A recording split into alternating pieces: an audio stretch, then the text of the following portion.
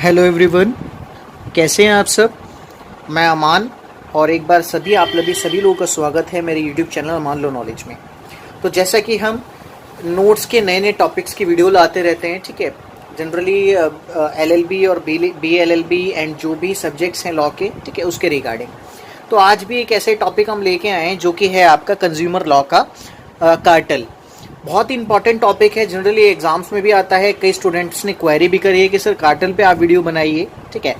तो अगर आप इसके कंज्यूमर प्रोटेक्शन एक्ट के फुल पीडीएफ नोट्स लेना चाह रहे हैं जिसमें सारे इंपॉर्टेंट टॉपिक्स अवेलेबल हैं जो कि इंपॉर्टेंट हैं, ठीक है, तो अगर आप इसकी पीडीएफ लेना चाह रहे हैं तो दिए गए नंबर पर आप व्हाट्सएप कर सकते हैं और हैंड रिटन पीडीएफ नोट्स ले सकते हैं। Hard copy and soft copy दोनों अवेलेबल है।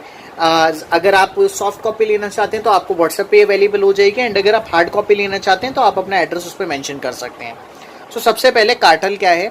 तो cartel means include in association, producer, seller. एक एक चीज मैं आपको डिटेल में इसलिए बता रहा हूं क्योंकि आपको समझ आ जाए। आप एक बार नहीं 2 बार पॉज करके वीडियो को देखें। आप जब तक पूरी नहीं देखेंगे और डिटेल में नहीं पढ़ेंगे तब तक आपको चीज समझ नहीं आएगी। तो cartel means include in association, producer, seller, distributor, trader. They try to limit, control और अटेम्प्ट टू कंट्रोल। अब कार्टेल में कौन कौन इंक्लूड होते हैं। कोई भी एसोसिएशन हो गया, प्रोड्यूसर्स हो गए, सेलर्स हो गए, डिस्ट्रीब्यूटर्स हो गए, ट्रेडर्स हो गए, ठीक है। ये सारे कार्टेल्स में इंक्लूड होते हैं।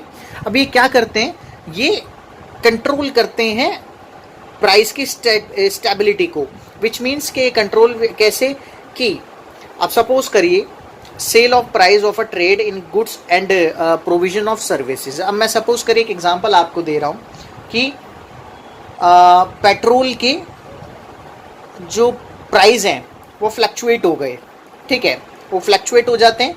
अब एक कंट्री क्या करती है जहां से कि हम पेट्रोल का इंपोर्ट कर रहे हैं, ठीक है, अब हम क्या करते हैं उस कंट्री से हम कार्टेल कर लेते हैं, ठीक है। तो जनरली तौर पर जब प्राइस की स्टेबिलिटी को बढ़ाने के लिए, ठीक है, यानी हम उससे कॉन्ट्रैक्ट कर लेते हैं कि हमें इस रेट पे पेट्रोल मिलेगा, ठीक है, जिससे कि उसके जो प्राइस है वो ज़्यादा हाई ना जाए, बिकॉज आपका एक कॉन्ट्रैक्ट हुआ है उनके साथ, ठीक है। तो कार्टेल एक ऐसी तरीके का एक प्रोविजन दिया गया है section 2A of consumer protection act में, ठीक है ना, 2C में, सॉरी। तो इसमें क्या बताया हुआ है कि ये जहाँ पे 2 या 2 से ज़्यादा एंटरप्राइजेज किसी भी एक्सप्लिसिट और इम्प्लिसिट एग्रीमेंट में एंटर होते हैं, वो चीज़ हमारी कार्टेल कहलाती है, ठीक है। अब कार्टेल किस चीज़ के लिए, तो प्राइस फिक्स करने के लिए मैंने आपको बता दिया है। यहाँ पे क्या दिया है, to limit production and supply, to allocate market share और सेल, ठीक है। तो 3 ऑब्जेक्टिव्स हैं, इन्हें फुलफिल करने के लिए कार्टेल बनाया गया है, ठीक है। अब आप पूछेंगे कि कार्टेल तो हो गया सर, अब इसके टाइप्स का हैं। तो टाइप्स नीचे दिए गए हैं। इंटरनेशनल कार्टेल बताए गए हैं सबसे पहले।